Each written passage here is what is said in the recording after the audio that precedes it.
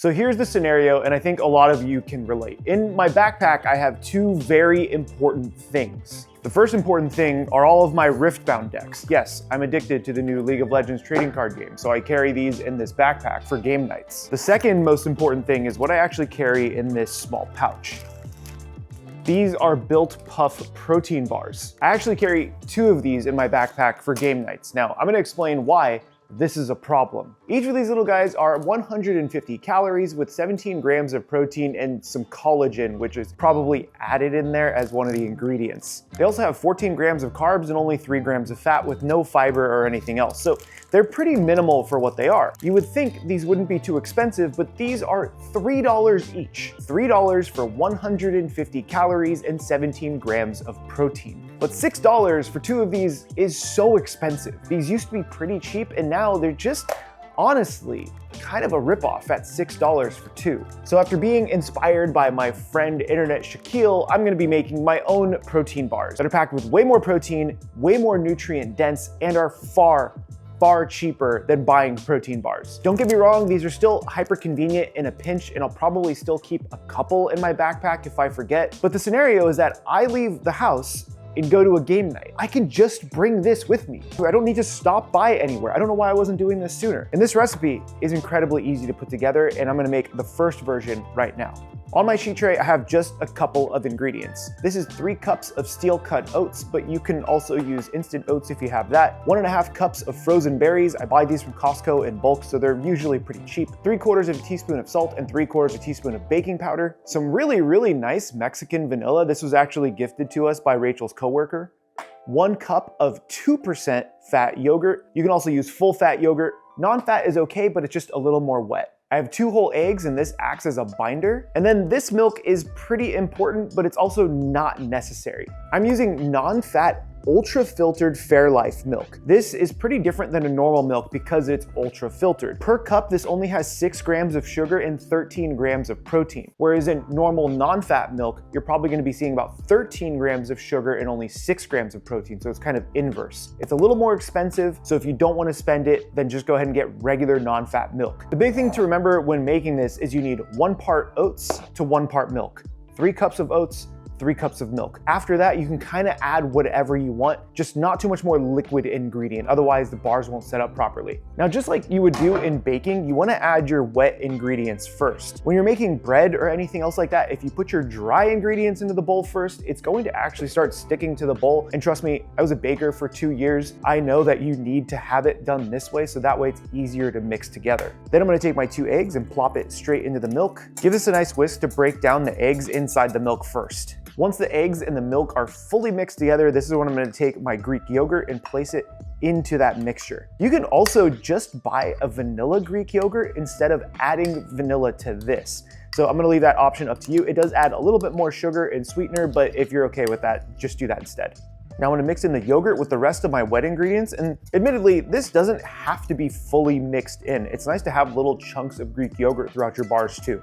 Now once this is mixed to your liking, add in the baking powder and the salt.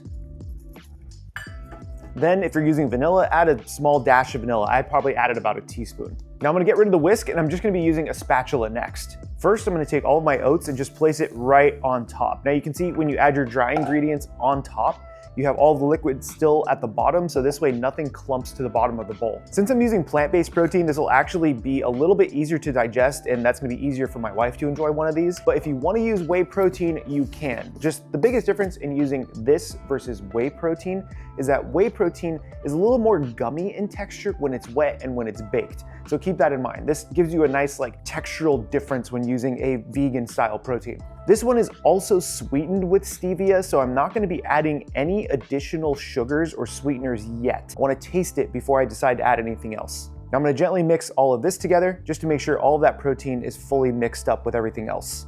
Once that's mixed up, this is where I'm gonna take all of my frozen blueberries and add it straight. Well, it's not just blueberries, this is mixed wild berries, but you can just use whatever other berries you want, and then fully incorporate everything.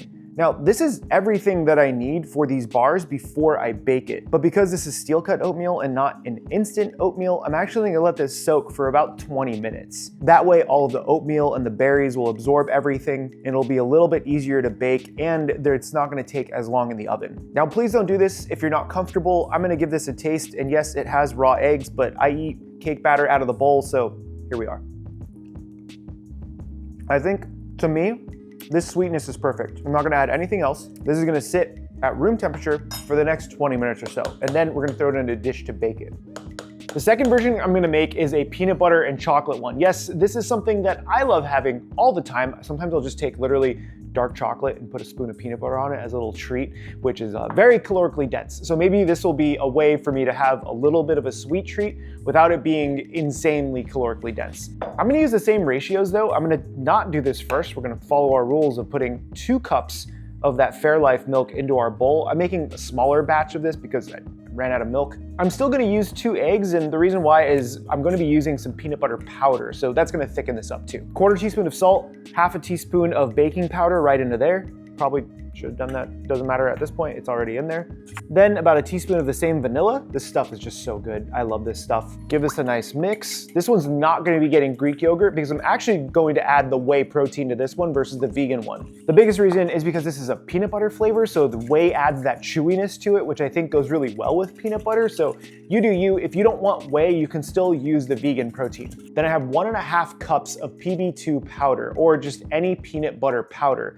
This has almost no fat and it has a ton of protein, but here's a trick. You can buy this stuff in bulk. I buy this from a place called Winco in my area, and it's so much cheaper than the name brands. I think I pay about half the price as a normal container of PB2.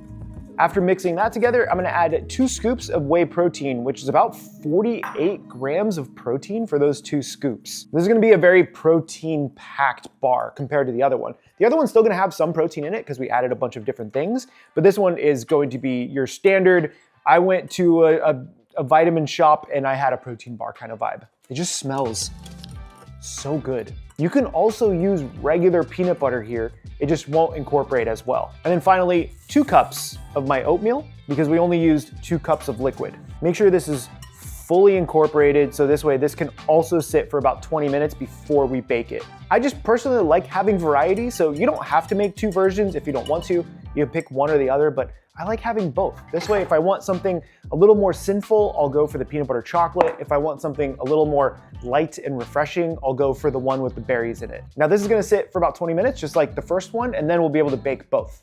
Now these have been both sitting for about 15 to 20 minutes, and I wanna show you what they look like now before I bake them. Here's our first one, which is the one with the berries and the vegan protein, and you can see it's thickened up pretty nicely.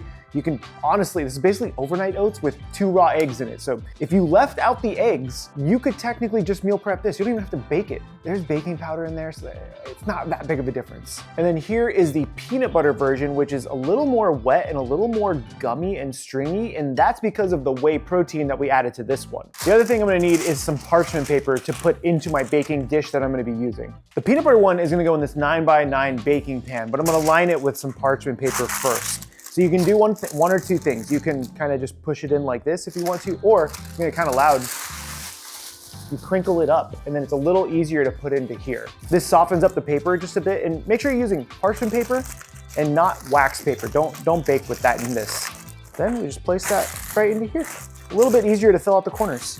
Then I'm gonna take the peanut butter. Did I say peanut butter in this one? Sure, it doesn't matter. We're gonna put the peanut butter one into here. Spread this around as evenly as possible, just so this way the bars have the same texture and consistency all the way throughout. Give this a couple of taps.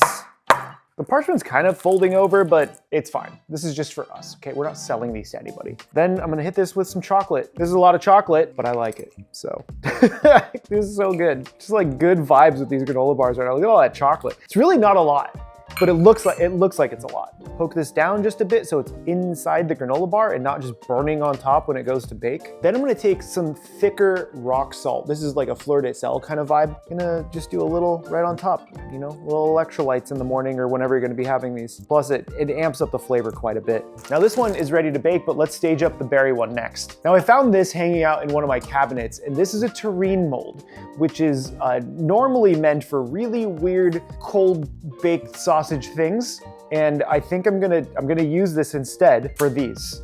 I don't know if this is gonna work, but I'm gonna try. For this one though, do I wanna fold it? Or do I wanna, I just ripped the paper. I'll save this paper for something else. I ripped this one, we can't use it now because there's a hole in it. And this would have been kind of catastrophic. Terrine molds naturally are open in some of the corners, so this does have to be wrapped in aluminum foil as well. So if you don't wanna go through this process, please don't. I'm just experimenting with this. Instead, I would highly recommend you just use a normal dish, like that 9x9 that I have over there. I don't know why I'm doing this, but it's more out of my own curiosity. That'll do. I probably don't even need the parchment paper because these little hooks that are in the corner release and the whole mold comes up, but I'm gonna put parchment just in case. This will be fun. If this works, these are gonna be really cool looking, and you're gonna get these nice like chunks of granola bar thing. You're like a granola puck.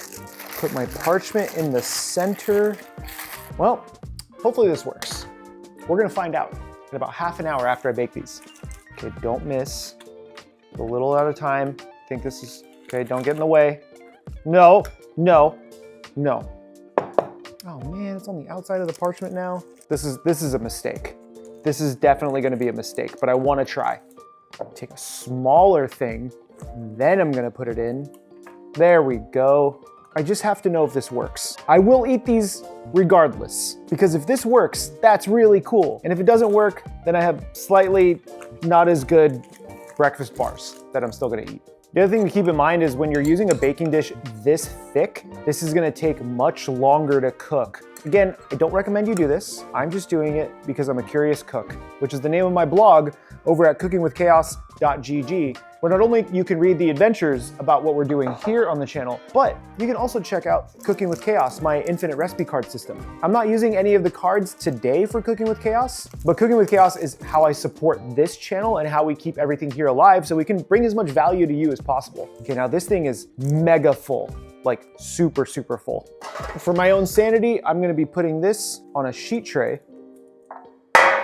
There we go. I'm gonna bake these for about 40 minutes and check on them. You might have a different variance in time, but just make sure that it's still a little gooey, like not super jiggly, but also not completely dry. If you're at that kind of gooey stage still, it's okay because they'll set when they come out. All right, I'm gonna pop this in the oven and see what it looks like. So this is what my granola bars now look like. They're not even technically granola bars, they're kind of like breakfast protein bars. This is the peanut butter chocolate chip and it's set up pretty nicely. And what I've always found with whey protein is that it causes a more stiff bar, almost no matter what you do, but this is gonna be okay. And then I have this masterpiece. I can't believe this, oh God, I almost lost it.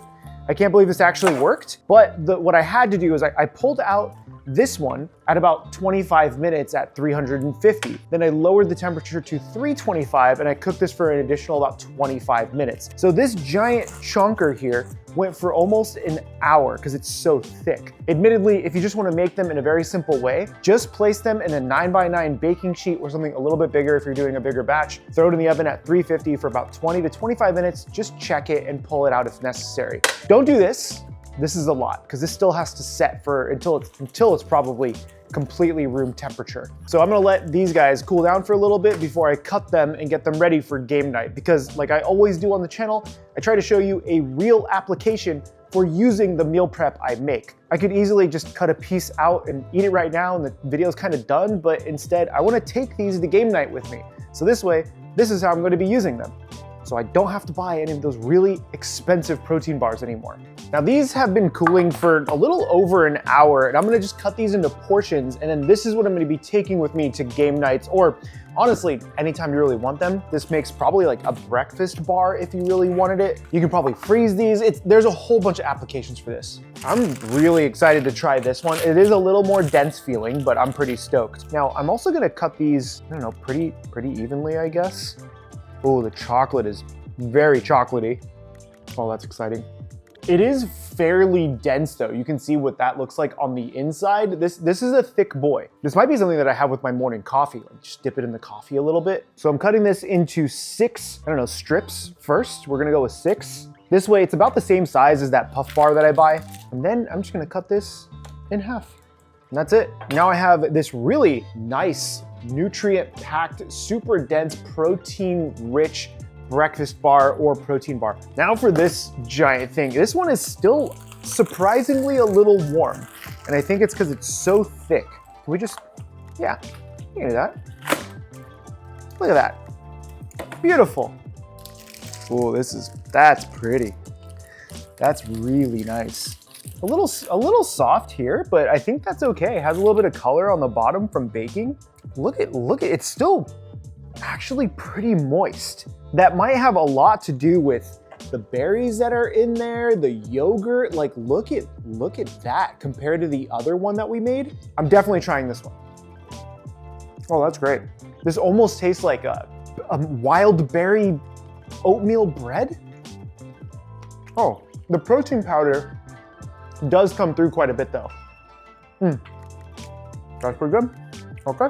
I'm gonna slice these into pretty hefty chunks. Like, you can get a pretty big piece of this. And this is probably gonna be really, really filling. So what I'm gonna do is I'm gonna go ahead and slice all of this and individually wrap them and or pop them in the freezer. But if you're gonna freeze these, here's my recommendation. Put all of these on a sheet tray with some parchment paper, lay them down on that sheet tray, and then freeze it like that for a couple of hours. So this way they don't stick together in the freezer, and then wrap them individually if you want to. Since this is mostly for me to take to game nights or on the road, I'm gonna be freezing these and throwing them in my bag. So this way, when I'm ready to eat it, an hour or so into game night, they're pretty much defrosted and ready to eat. This actually made so much.